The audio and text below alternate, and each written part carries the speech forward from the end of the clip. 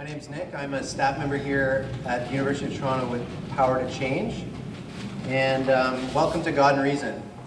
God and Reason is a series for the next 3 weeks and then 3 times next semester where an academic, a professor, or a graduate student talks about reasons why they trust in God or objections that people have to the Christian God. This week we have the privilege of having Dr. Ingmar address the question, does the world show evidence of a designer? So I'm going to do a little interview with Dr. Ingmar and just ask him some questions. So Ingmar, where did you do your education? Well, I started in Germany and I studied physics and chemistry there at the bachelor's level, and then came to the US and got a PhD in computer science. So I understand for 8 years you did research. What did you do during that time? I was at the National Institutes of Health, and I helped finding automatic algorithms to detect polyps in colon so that we can prevent colon cancer. And during that time you published 40 scientific publications and produced 10 patents. Impressive. For the last 12 years, you've been involved in the medical imaging industry. What is that, and what do you do day to day? Day to day, I work for a small company downtown Toronto, and we do mostly business to business. So you won't know our name, Claron Technology, but you know the bigger guys like Philips Medical Systems or so, and they have 3D analysis software that allows radiologists to more accurately and quicker assess what's wrong with a patient and then to decide how to treat that patient. Or we make software that can help during surgery to relate the physical world to the virtual world so that the doctor can be sure that he's really treating the part that's supposed to be treated. And then we bring medical images to phones and tablets and things like that. Cool. So I understand at the age of 29 something happened in terms of a shift in your understanding. What happened during that time? Well, until then, I thought that the world can be explained without any need for God and the explanation. And I found out that that isn't really that justified. So I studied this for a while and came to the conclusion that really it is most rational to include God as the reason for a lot of the complexity and design that we find in the world. So a world without God is really impossible. Yeah, and just a little bit more about Ingmar. He has 2 children. He lives just north of the city in Vaughan, and he still drives his first car, which is a now 16-year-old 2-seater BMW Z3. So maybe if you talk to him after, he'll give you a ride and show off his German driving skills. Okay, we're gonna get started. So everyone, give you a round of applause for Dr. Ingmar. All right, thank you very much. Well, unfortunately, I can't show you the German driving skills because, of course, there is no free driving for free citizens here. You have to stop at 100. Anyway, welcome to Does the World Show Evidence of a Designer? So, does the world show evidence of a designer? This will be about 45 minutes or so, maybe a little more. And I think it all ties together relatively well. If there's some things that you don't understand at all, please interrupt me, but there will be plenty of time at the end for Q&A. So, what we will talk about is the so-called argument for design. And before we go into how this applies to God and the world, we want to look at first kind of a common sense example on how we identify a human designer, and then extract from that how we have a scientific method of identifying design. And then we apply that to physics and astronomy and to chemistry. So let's start with this example here of Mickey and Minnie at the entrance to Disney World. And if you just look at it, I mean, it's immediately coming into your mind that this is Mickey and Minnie. But what's going on behind the scenes? What kind of analysis, what kind of processing have you done to conclude this? Because really it's just plants, right? So what you do is you first observe there is something in the image. And then you look at it and you say, okay, what I see there, is that something that I would think is just kind of an accidental arrangement of flowers and plants? Or is it something that is generated by some sort of law, or is it necessary that has that shape? Or is it by design? And that then lets you conclude from that whether you think that this is man-made or not. And so in this case here, you would say, okay, if I, from what I know about how plants grow, it is not very likely that they grow like this. I've never seen anything like that in the wild before. And it seems to be a shape much too specific to have been assembled on its own. So the probability that something would grow on its own like this is so low that we kind of dismiss this. It's not an accidental arrangement of plants. Next, we could assess law. Is it that this is maybe a special species of plants that always has to grow like that? And because they're like this, you pay a little bit more for them in the store, but they're really cool plants. And no, they're not. You can't buy them like that. So there is no biological law to create this shape. So then finally, design. If you look at what the shape of the cable on the floor is as I throw it down, okay, some randomish, relatively simple to describe shape, that wouldn't be designed. But in here, if I need to describe what I'm seeing, I need a lot of words to explain the shape of the figures. And the more words you need to explain what you're seeing, to explain the shape, the more complex something is. So here there's a pretty highly complex shape. And the shape represents a pattern that is not associated with plants normally, right? It's a pattern of Mickey and Minnie.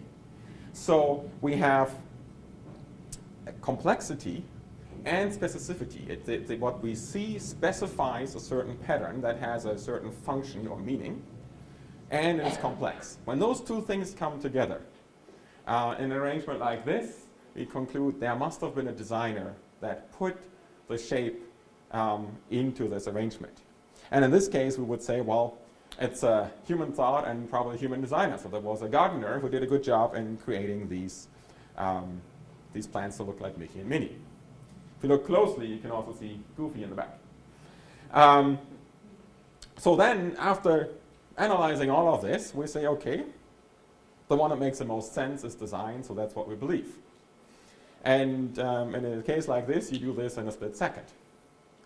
But that's really the process that goes on under the hood. So, to repeat this process once more, with 3 examples that exemplify the 3 different possible explanations, we can kind of find the pattern behind this analysis. To identify design, we observe the existence of something, or to identify the origin for something, we observe the existence of something, so the clouds or the diamond letters or the American flag on the moon. And then we say, okay, how do we best explain their existence? Is it through chance, through law, or through design? Because those are basically the possible explanations that are out there. There isn't really any other category that could have brought it into being. And if you look at the first one, the clouds, all right, we know in general how clouds are formed. It's condensation of water vapor on dust particles in the air. But the shape that they form isn't driven by that. The dust particles are scattered randomly. And while there's a certain, you can recognize that it's a cloud, but all the clouds look different. And there isn't a clear description of the exact shape. So it would make perfect sense to say that it's chance that created the shape of these clouds. But do notice that they are complex. So complexity alone would not arrive at a conclusion that you need a designer. Chance is just fine.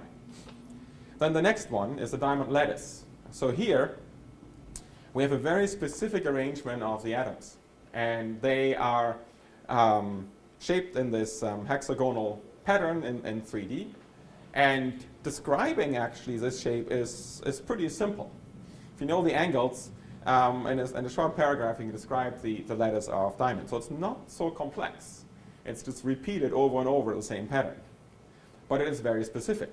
It's a specific repetition of this pattern. And we can point to physical and chemical laws for bonding between the atoms that let us conclude that the shape has to be like this based on the physics and chemistry involved between the carbon atoms. So here law is an excellent explanation. And then the last one, the American flag, a little bit small here, but if it was zoomed in, you clearly identify the pattern of the American flag. It would be nice to put a Canadian flag there for the context here, but Canadians haven't gone to the moon yet. Anyway, either way, if it was an American or Canadian flag, it is highly specified. You can recognize the shape really well. And it is clear that those things don't grow on the moon on their own. It's not some random assembly of moon dust. So it is complex and it is specified. And so here if we look at chance or law as a reason why they exist, it doesn't make sense. It is a human designer that made the flag and then some sort of human transport system that brought it there. So we call this process inference to the best explanation. That's kind of the easy scientific catchphrase for this. We look at the different possible explanations for why something exists, and then we make an inference to the best explanation. And so for the context of this talk, it's something exists because of chance, law, or design. There might be some technicalities where you say, oh, it's some combination out of chance or law, that's fine. Or maybe combination out of all three. But as soon as you have design as part of the necessary requirement, you have intelligence as a necessary cause.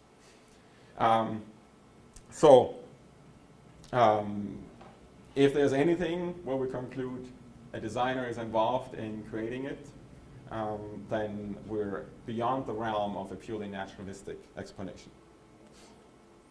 All right, everybody cool up to here? So then we'll move on to apply this to what we can find in the world that may point us to a supernatural designer. Because all of these examples, you didn't see the human designer. We just know humans are capable of doing these things. But we didn't see the designer, so from the evidence of what was designed, we concluded there must be a designer. And we can do the same thing with looking in the world. Start with physics, that there is evidence where the conclusion must be there was a designer, but not a human one. So we'll start with this video that will look at design of the fine-tuning in the universe.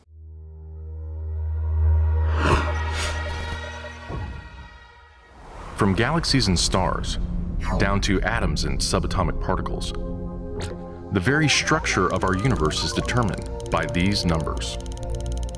These are the fundamental constants and quantities of the universe. Scientists have come to the shocking realization that each of these numbers has been carefully dialed to an astonishingly precise value, a value that falls within an exceedingly narrow, life-permitting range.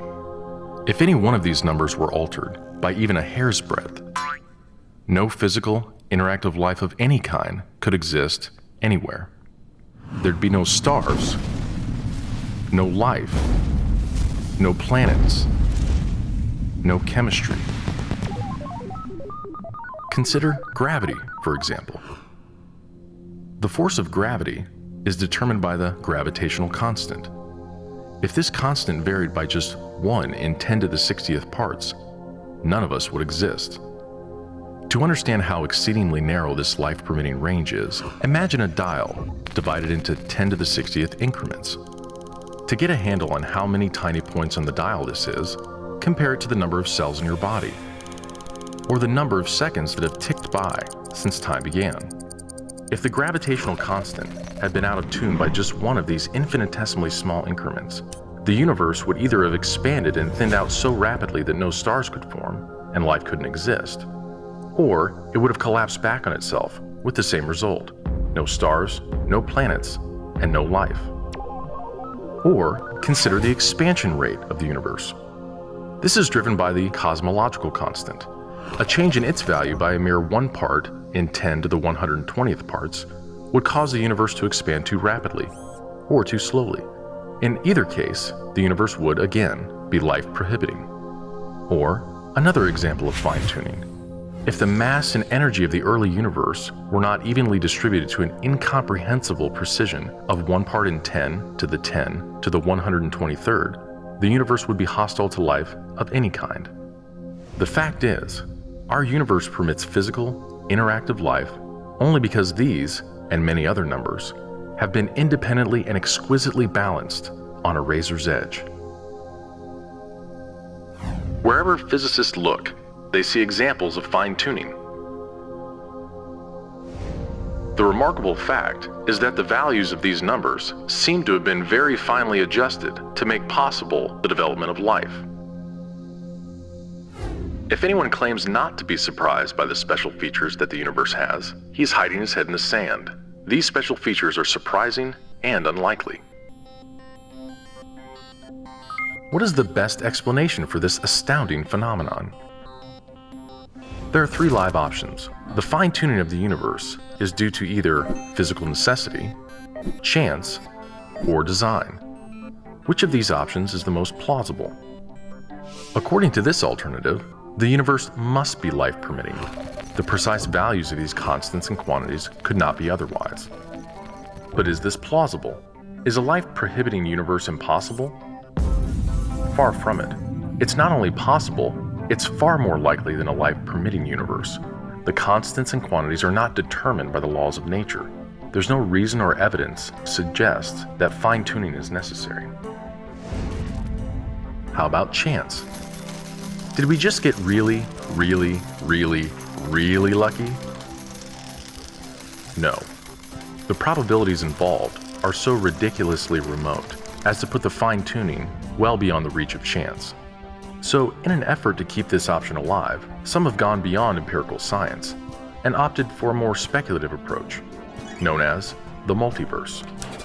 They imagine a universe generator that cranks out such a vast number of universes that, odds are, life-permitting universes will eventually pop out. However, there's no scientific evidence for the existence of this multiverse. It cannot be detected, observed, measured, or proved. And the universe generator itself would require an enormous amount of fine-tuning. Furthermore, small patches of order are far more probable than big ones. So the most probable observable universe would be a small one, inhabited by a single, simple observer. But what we actually observe is the very thing that we should least expect: a vast, spectacularly complex, highly ordered universe, inhabited by billions of other observers. So even if the multiverse existed, which is a moot point, it wouldn't do anything to explain the fine-tuning. Given the implausibility of physical necessity or chance, the best explanation for why the universe is fine-tuned for life may very well be it was designed that way.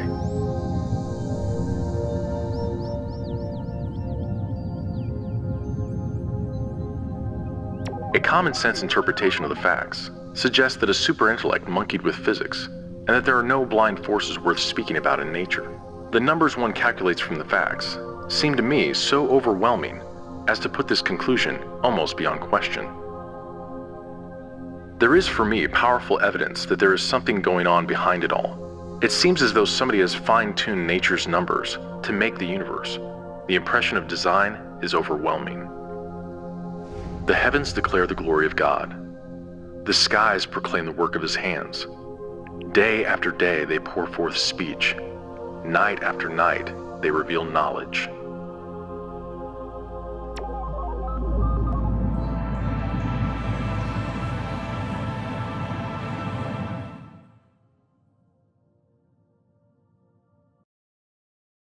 All right. Hope that was instructive. So what have we seen? We have seen that there is fine-tuning in the universe, fine-tuning for life. And I want to make sure that designed for life and fine-tuned for life are very different. Designed for life is an interpretation of what is the cause behind it. Fine-tuned for life is just an observation of the state. So for our method of identifying design, we first just observe the state and we say there is fine-tuning for life. And then we checked chance, law, or design as possible explanations. And we saw that chance is not valid. It's too complex a state, the fine-tuning. And law is not valid either because we're looking at constants in the laws that are not determined by the laws. So there is nothing that forces the numbers to be that way. Or that really horrendous 10 to the 10 to the 123, that was the constellation of relative amounts of the different materials in the universe at the beginning. That is not covered by any of the physical laws. It's just what we measure the consistency of the universe to be. So chance and law don't apply. What about design? Going by our analysis before, we said that we need specificity and complexity. If they're both present, then design is a good explanation. And they're clearly present. It is super complex, and it's clearly specified to the pattern of allowing life. So design makes sense. It fits all the data, and the other ones don't. So we should believe what makes most sense, that the fine-tuning for life must have been designed. So this would be a valid scientific inference to the best explanation. Let's look at fine-tuning in astronomy. And we find that our Earth is actually fine-tuned not only in its physics, but also in its configuration for life. We're in the right type of galaxy and in the right place in it. We're in a galaxy that does have heavy elements. We have magnesium and iron in our bodies, and we wouldn't function without them. So it's great that we are on a planet that has these heavy elements. In our galaxy, in like the middle of the spiral arm, we have the type of solar systems that have these heavy elements. And we're not close to the center, where there would be a lot more radiation that would kill us all off. And we're not close to the end, where we wouldn't have the right heavy elements on the outer circles. Within our solar system, we're in the right place in it. If we were closer, it would be too hot. If we were further, it would be too cold. We have the right other planets. In particular, Jupiter and Saturn are kind of big vacuum cleaners to asteroids that otherwise would have catastrophic collisions with Earth regularly. Then finally, we have a moon that is very special also. It stabilizes our rotation and has lots of other good effects on our world oceans. But I'll get to that in a moment. So we have one sun in our solar system. If we had more than one sun, it wouldn't be possible to have a stable circular orbit. And if we had no sun, then we wouldn't have enough energy or heat produced for life. Then we also have a sun of the right mass. There are brighter and darker, or bigger and smaller stars than our sun. If our sun was bigger, we would have too much high energy radiation. And if it was smaller, then the range of the right distance to have liquid water would be very narrow. So, and coming that narrow, then tidal forces would be too big, and the UV radiation coming from the sun wouldn't be right for photosynthesis.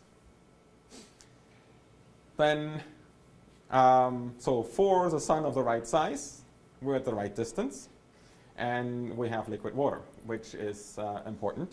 If we were closer, everything would be frozen, and everything would be water vapor. If we were further out, everything would be frozen. Our atmosphere is a mixture of different gases, and they're also just right for what we need. We need oxygen to breathe, but if we had a little bit more, if it was more than 25% instead of the 21% that we have now, then we would have fires all over the place all the time. If it were less than 15%, we would suffocate. Carbon dioxide, we have about 0.035% carbon dioxide, which happens to be enough and just right for our plant life. If it was less than that, plants would starve. If it was more, then we would get the whole Earth too hot through a greenhouse effect.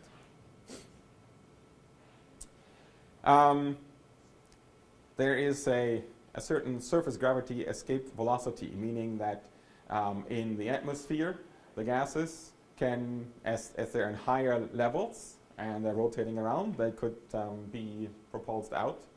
And our gravitational force of the Earth is holding them in. If that wasn't matched right, if it was just a few percent more, then the atmosphere would retain methane and ammonia. And if it was a few percent less, then it would lose too much water. So we're just in the right sweet spot so that we maintain an atmosphere that's conducive to life. We're not spinning, well, our Earth is not spinning vertically, there's a tilt. And that gives us our moderate seasons.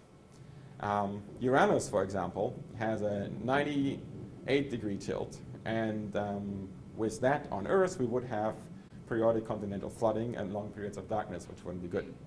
And Venus has no tilt, and there the area around the equator is much hotter, or if we had that here, the area on the equator would be much hotter and the ice caps much larger.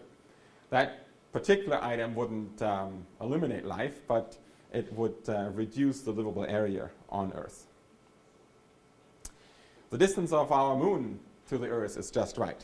If it was only 20% of what it is, then the ocean tides, the high and low tides, would completely submerge the continents twice a day. And if we had no moon, like Mars does, then the Earth would wobble as it rotates. And that would cause irregularities in tilt and extreme variations in climate. And those were all the artsy people. They were laughing there. All right. Yes, nice origami. So the rate of the Earth's rotation is also just right. If it was 1/10 of what it is, then we would have really long days, and then plants would burn during the day and would freeze at night. And if it was just a little bit faster, like Jupiter has a 10-hour rotation, then wind velocities would rise to really catastrophic levels, and we would have thousands of miles per hour winds. And so you had to stay in a cave all the time. The thickness of the Earth's crust is also ideal for life. So if it was bigger, then too much oxygen would be transferred from the atmosphere to the crust. And if it was smaller, then volcanic and tectonic activity would be too great. The water vapor level in the atmosphere is also right. If we had more of it, then we would have a runaway greenhouse effect, and less of it, then we would have too little rain for advanced life. The color of the sun is just right in resonance to the photosynthetic effect. So photosynthesis wouldn't be as efficient and insufficient if the sun was significantly more in the red or in the blue spectrum. So you want another 30, 40 slides of this? The list goes on, but I think that the point is clear that we have a constellation of parameters on Earth that are just very surprisingly or unexpectedly super tuned for life to be possible.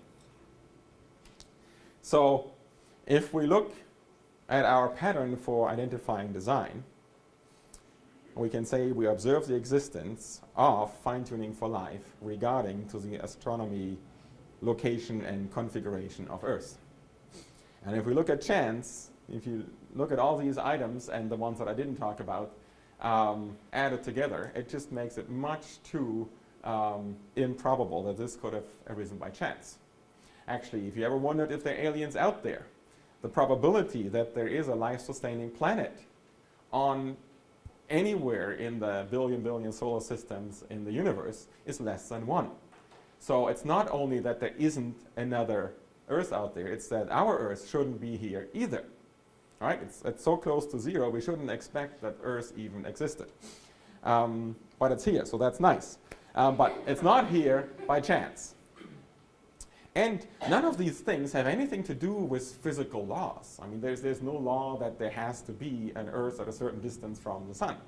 So clearly, there's nothing in natural laws that forces these configurations to be the way they are. So law or necessity doesn't apply either. So what about design? Do we have complexity? Yes, immensely.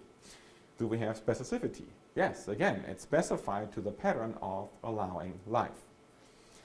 So with that, it makes good sense to explain the fine-tuning in astronomy with the cause being that it's designed. So again, here the inference to the best explanation is design.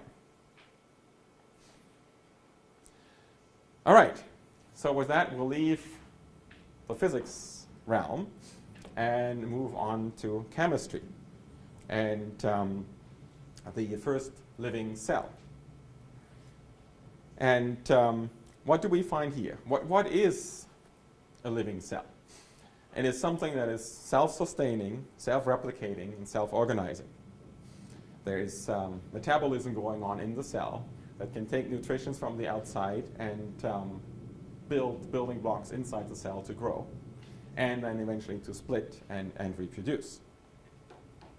And all of that is governed by, or the information for how to do this and how it's all coordinated is encoded in the DNA. And this is not only for highly developed organisms or for humans or so. This is down to the most primitive single-cell bacteria. So any life around has DNA in it.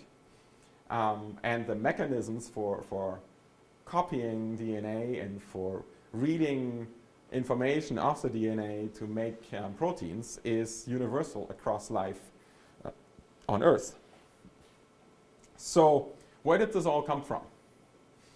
And the question of where the whole first cell came from is quite difficult. There's a lot of speculation about it.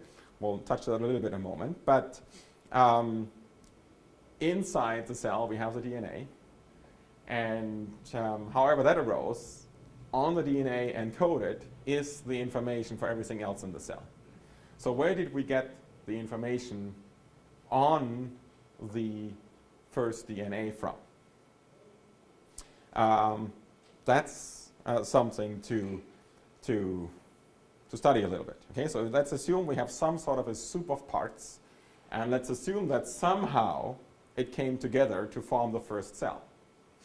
That somehow coming together must include encoding the information on the DNA in the right order. And was that through chance, law, or design? Well, let's start with chance. We need to encode on the DNA all the basics of life. We got to have the information about the cell wall, the membrane, the pores, the internal structure, the metabolism, how to burn food, how to get ATP as fuel, and how the whole DNA copy system. So for all of that, it's about 500 proteins for a minimal cell. Typical tiny bacteria that are alive today have like 2,000 proteins, and we have, not too sure, hundreds of thousands, if not millions of proteins. So I think nobody really counted how many proteins we have in the body. But so we're vastly more complex.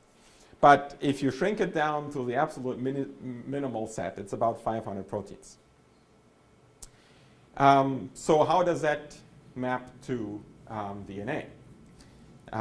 Well, proteins have about 330 amino acids on average. And that means with 20 amino acids to choose from, it's 2 to the power of 20 to the power of 330 amino acids combinations that you have to pick the right one of. And then you need to do that for about 500 proteins. So you need to raise that thing to another power of 500, and then we end up with about 10 to the 214,500 combinations for the minimal cell. Even though that's actually only for encoding the proteins. We also have on the cell the information on when to encode them and where to ship them and how they should interact. So, and how many to make of them. So really this is an underestimation. And so if we're looking at chance to make this happen or get the right combination by chance, it's kind of like flipping coins, right? If you want to get 10 heads in a row, that's not so easy to get, right? Because you know it's only out of there for 10 heads, or for 10 coin flips, there are 2 to the 10, 1,024 different combinations. So if you flip it 20 times, it's unlikely. But if you try, let's say 1,024 times, yeah, maybe. It's kind of, you try it as often as a combination, so it might work. If you try 100 or 1,000 times more often than their combinations, it's pretty sure that it will work. So let's look at how often we can try to assemble this first DNA compared to the number of combinations that there are. All right, so a minimal cell is roughly 1 micromillimeter in size, and or microcubic millimeter in size. And then we have the Earth's surface here as 510 million square kilometers. So in micromillimeters, that's 10 to the 36 square micrometers. Now let's assume the Earth has a 1 kilometer thick layer that we can densely pack full with this initial soup out of which we can try to make our first cell. So that's a big overestimation. But if we do that, then we end up with a layer that's 10 to the 45 cubic micrometers. And so we could pack 10 to the 45 minimal cells in there. And then Earth is supposedly life-friendly for up to 4 billion years. And there's lots of variation on the time. Okay, but let's take the longest number that has been stated, which is about 4 billion years. And then we turn that into seconds. And we get 10 to the 17. And we turn that then into nanoseconds, we get 10 to the 26. And then if we multiply that out, we end up with, if every nanosecond for all the history of the Earth being life-friendly, we had a chemical reaction trying to generate this right combination, then we have 10 to the 71 chemical reactions trying out DNA combinations. That's the maximum that could have happened. Okay? It's grossly overestimated, and the combinations that we are saying we need to go through or find the one right one in is grossly underestimated. So how do they relate? We can have 10 to the 71 tries, and the ratio of tries to combinations, if it's much greater than 1, it's likely. If it's much less than 1, it's unlikely. If it's 1, we're not sure. So it's 10 to the 71 divided by 10 to the 241,500, which is 10 to the minus 214,429. So it is much less than 1. Really, it's these many times fewer than tries can be made than are needed. And this number, I tried to write it all out. I realized that all these zeros here, just a little bit, this, I'm not sure if you can read that, that says 100 more pages. Okay? So that's how imbalanced we are between the number of tries that could have possibly been done on Earth and the ones that would be needed to have a reasonable expectation to get it by chance. So hopefully you agree that chance is not a good explanation. What about law?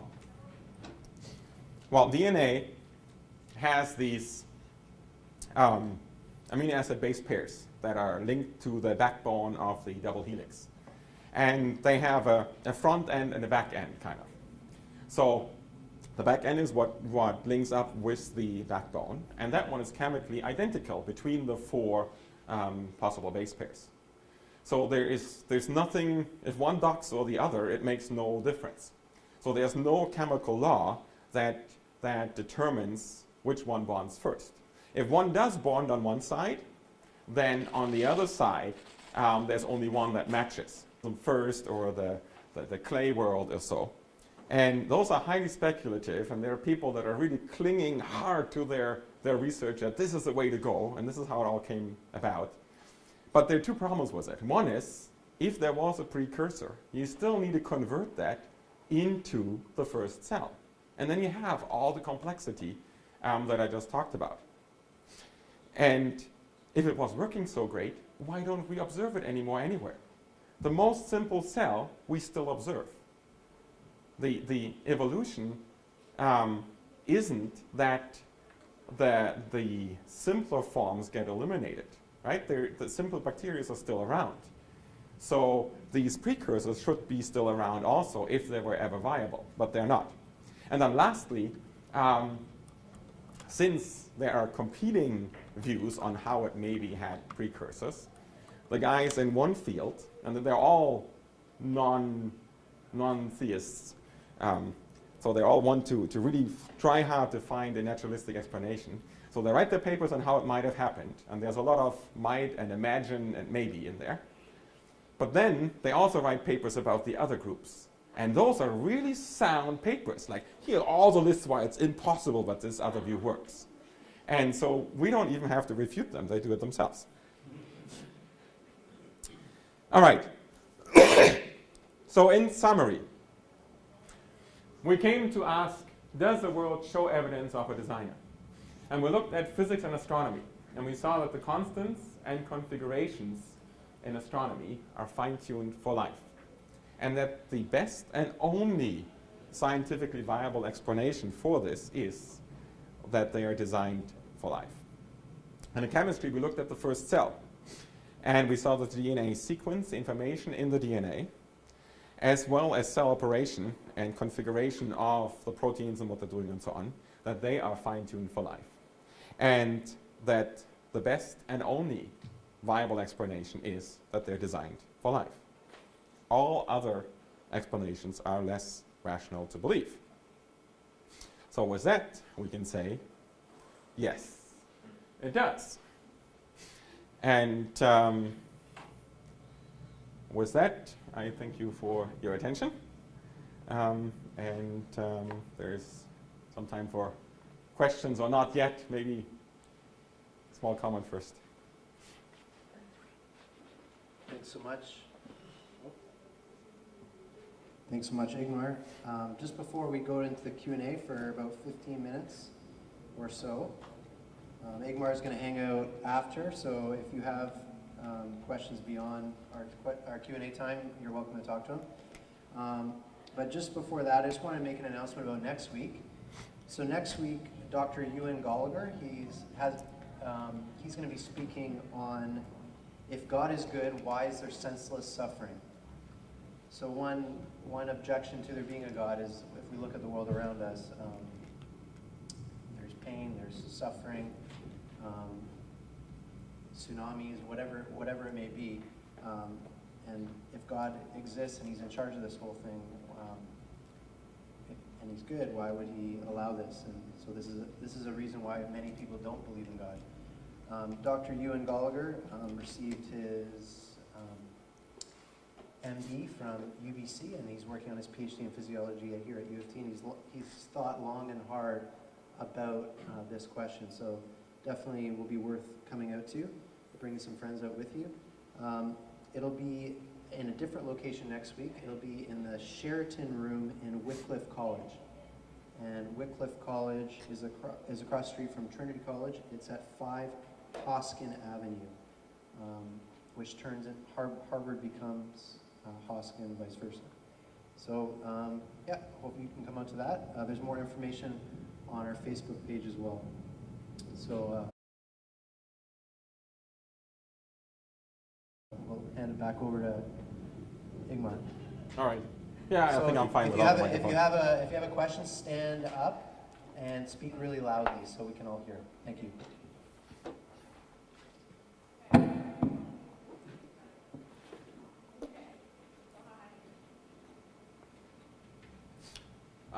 Who wants to be first? Okay, you can ask without standing up, but still speak loud. Yeah. I do think you make a compelling case for a designer, but why the Judeo-Christian God? Why Christianity? I never said Okay, but Christianity. but you are a Christian, so I'm just... Okay, well, so the question is, if I can rephrase that, who is the designer? Okay?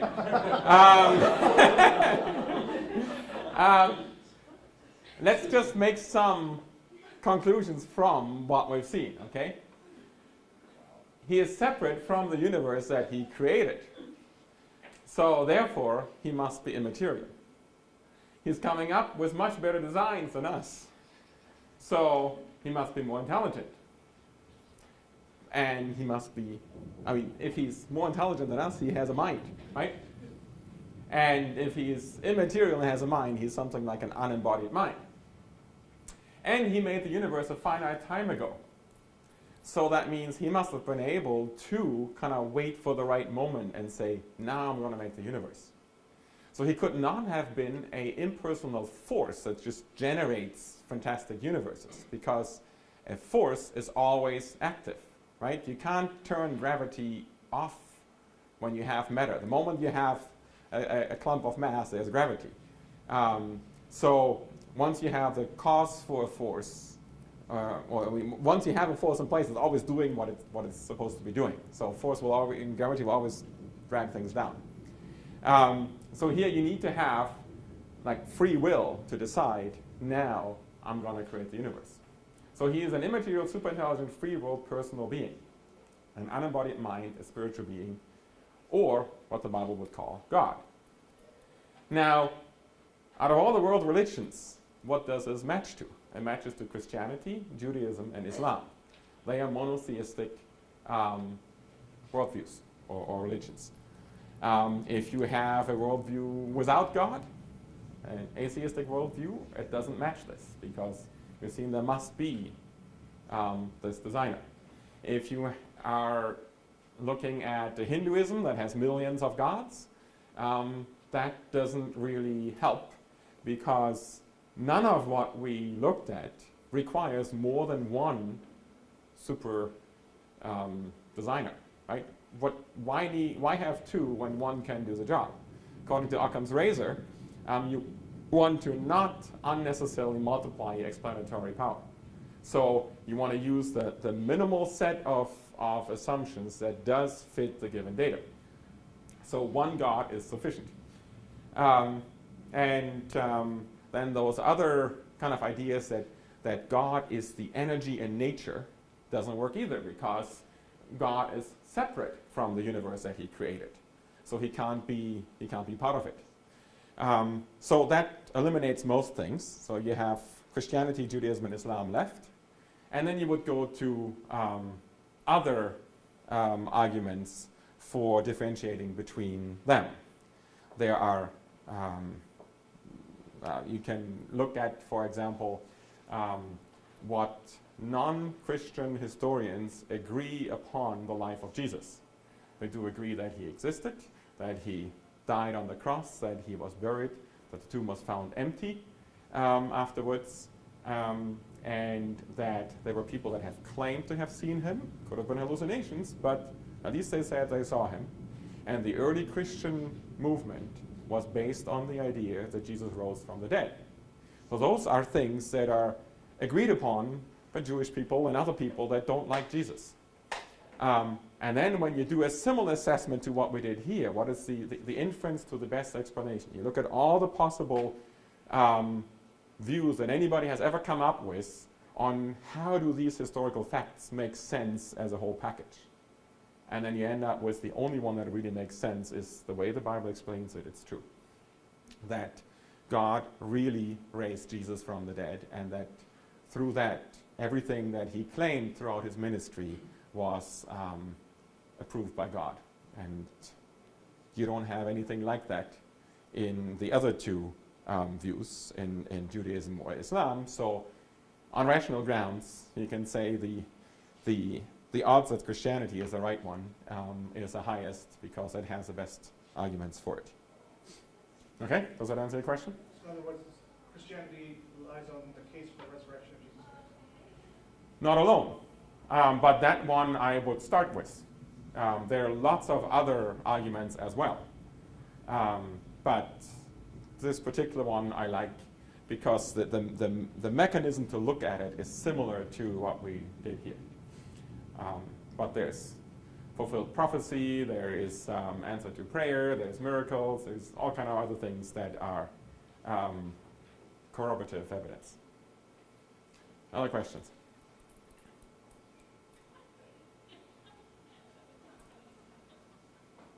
Yeah. So you're saying that the designer is going to be separate from the universe he created, right? Right. So as far as I understand, energy can't be created or destroyed. So I guess my question is, if the universe includes something that can't be created, where did the energy come from, and how does that connect to this design? Right.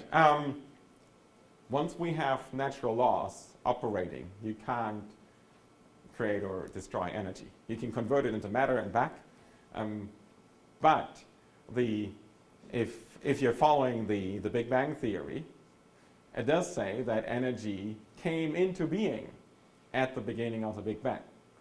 And before the Big Bang, there were no natural laws in effect because there was nothing to operate on. Okay.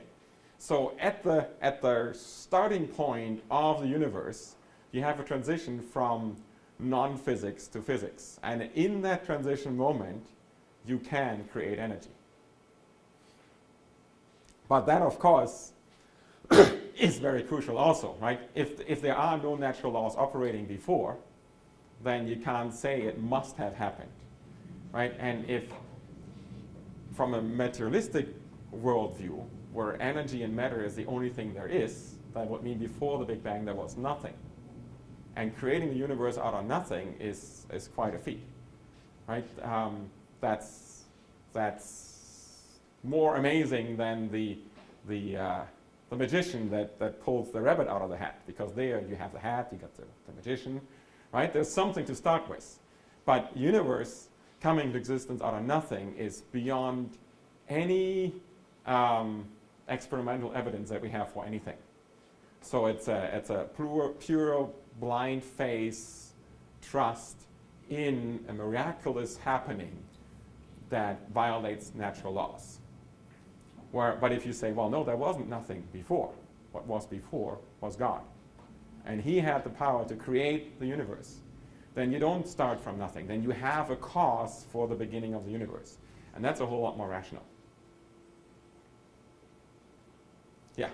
So on the topic of the Big Bang, do you think that, given that, let's say, operating on the assumption that the world was intelligently designed, could you make a case that the Big Bang would be a mechanism for intelligent design, or would you opt for the more classic interpretation of six-day creationism? I don't think that makes a difference. I mean, so the world being intelligently designed, with the intelligent being having in mind that he wants to allow life. If you look at kind of the timeline, okay, time goes this way. Okay, and here you have T0, maybe, or, well, if you look at the Big Bang, then you have something like this. The universe expands from time 0 on, right?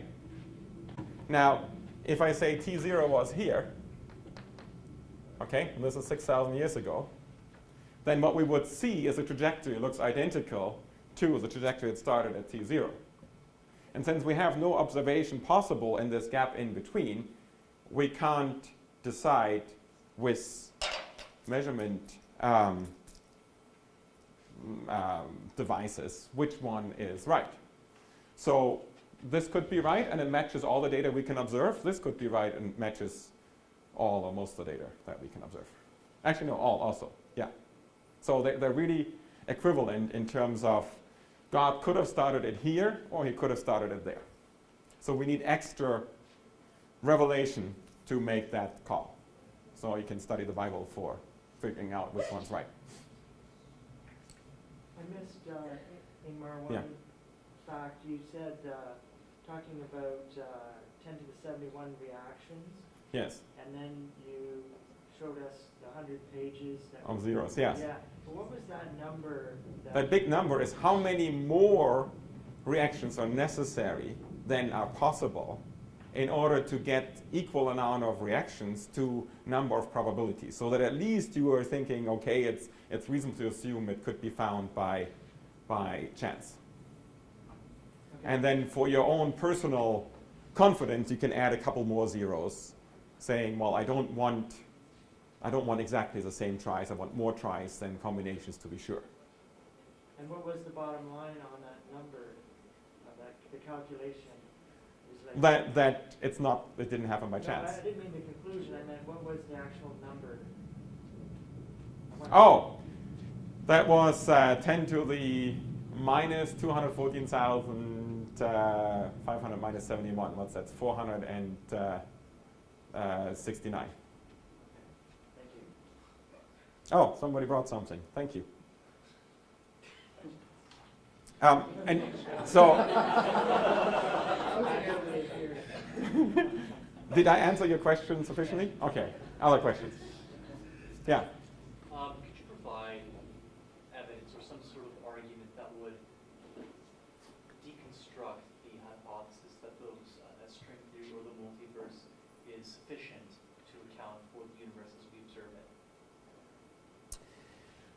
Well, the multiverse, well, string theory, from the best analysis that I wrote, it's not something that gives you infinitely many universes. It only gives you about 10 to the 500 different combinations. So that may not be combinatorially sufficient to get all the fine-tuning that we see. So better is to have a real multiverse generator that makes infinitely many universes. And there's nothing holding anybody back from believing in that. Because, as the video said, it's not observable, provable, or anything like that. So you can't, while it can't be proven to be right, it can't be proven to be wrong either. But maybe it didn't come across too much in the video, but there was this picture of the graph of, if you have all these guys popping up over time, then the amount of complexity that you'll find in them will be mostly small ones, right?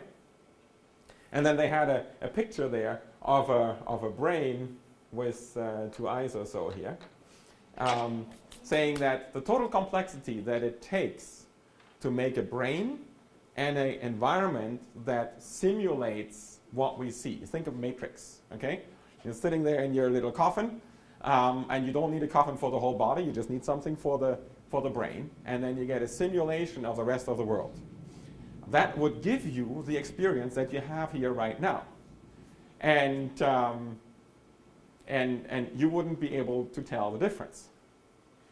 And, but you can conceive of this as a logical possibility.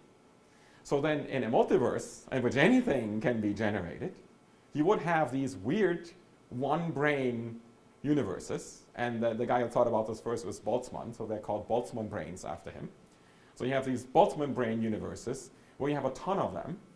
And then you have some where there's a little bit more complexity, and you have very few that have as much complexity as we have here. So if you say, okay, I want the multiverse to be able to say probability is not an issue. 10 to the 214,500 is not a problem because we have infinitely many to choose from. Then it means you also have infinitely many universes with observers that are alive. And you don't know which one you are out of those. But probability-wise, you should, as a rational thinking person, say, well, likely, I am in that type of universe that occurs most frequent. And that's the one where you're all by yourself as this brain. And so then, I mean, I don't like that idea. I like my wife to be real, not just some imaginary thing. So I can't refute it, but it is a high intellectual price tag to believe in that. Other questions?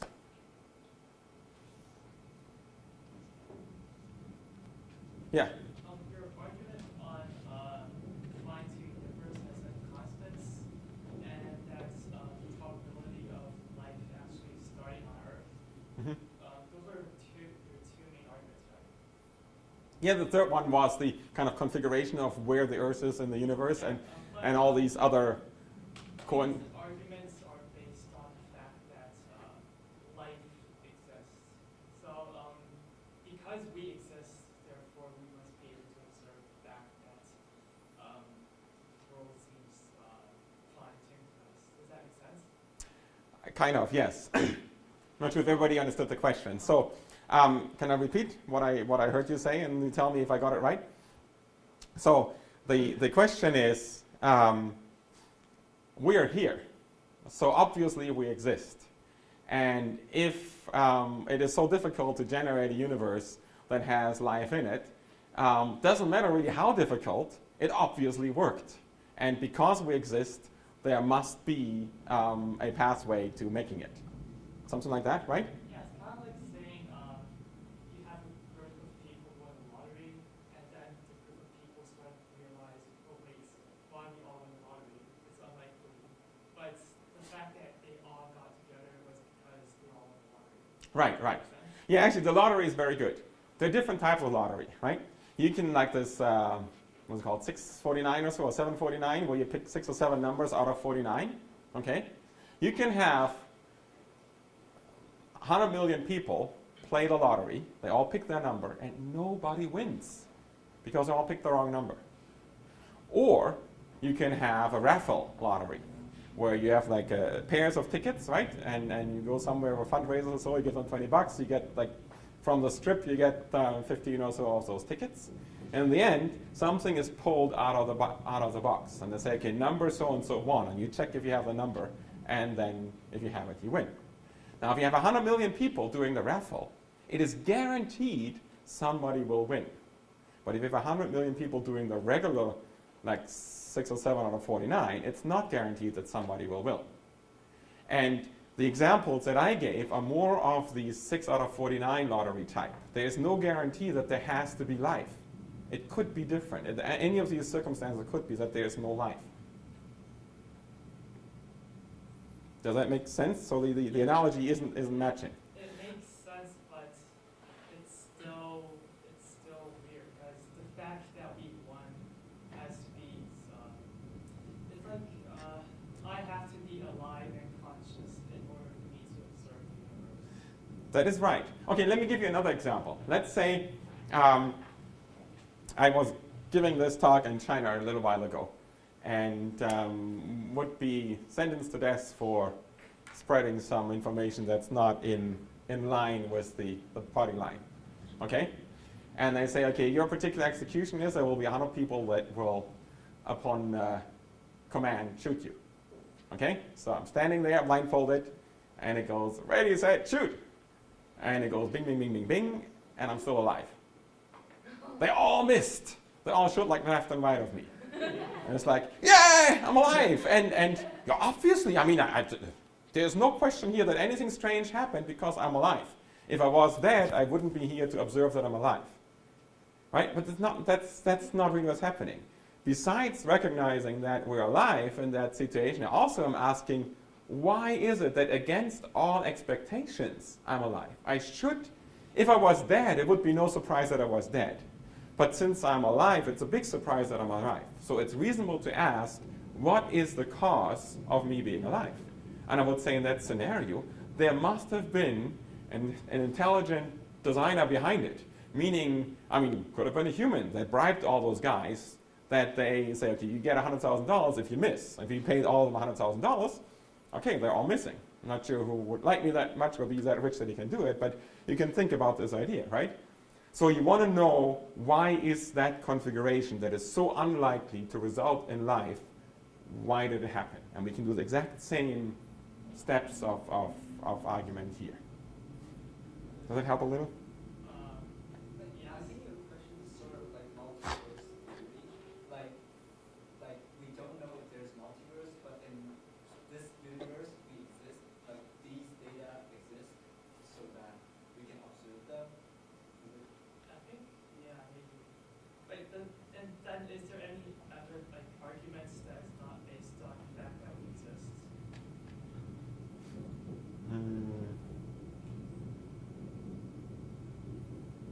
Any evidence?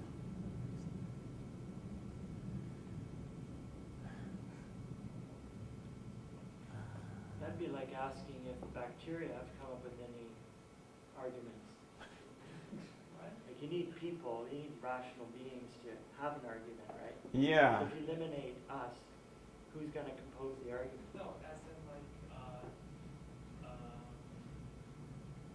let's say, Oh, yeah, you mean just for existence of God? Yes, sure. Something that is not so tied to us being existence as observers would be the moral argument, okay? So if I was to pull out a gun and shoot you right now, would that be right? It's not a tough question. that's not what you mean what right is. Okay. Like the opposite of wrong. Would it be wrong to shoot you right now? That depends on your motivations. I just want to have fun. I would feel it's wrong, but you would feel it's right. Yeah, I would, well, okay. Most people would probably say it's wrong, okay?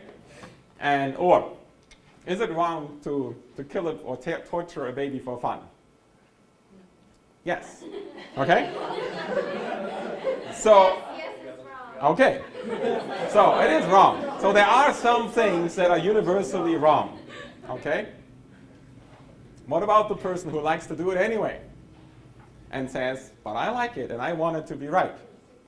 That's his personal view. If we can tell that person, even though you like it, it still is wrong, then that means that there is a reference standard for right and wrong that is above him and us. And that means it has to be a superhuman reference standard. And they have another property of God, that he is the grounding for morality. He is the grounding for what's right and wrong. If you think there is no God, you don't have grounding for morality. Therefore, you cannot tell somebody that was doing it wrong. You can't say Hitler was evil, because there is no absolute evil. He just did what he liked, and you do what you like. And you can make some laws locally, but breaking the speed limit wouldn't be wrong. It would only be against the law.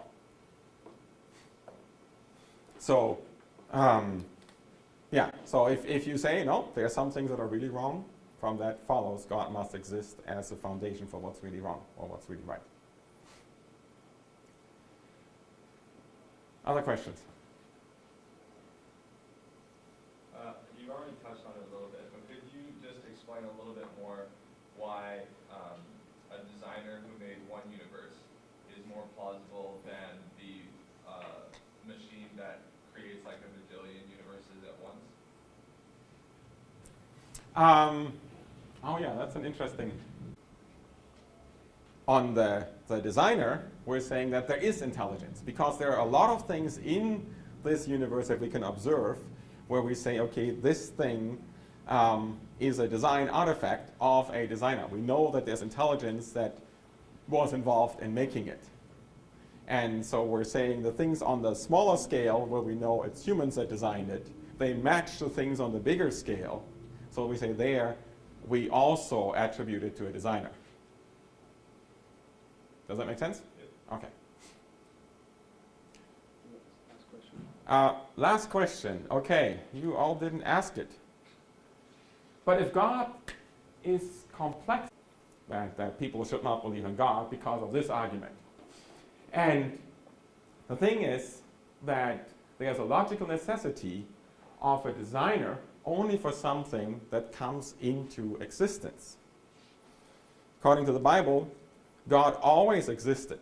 If that one was not eternal, or everlasting, whatever you want to call it, if it had a beginning too, we would need a designer for that one, and so on and so on. So then you have an infinite regress of designers designing the designer.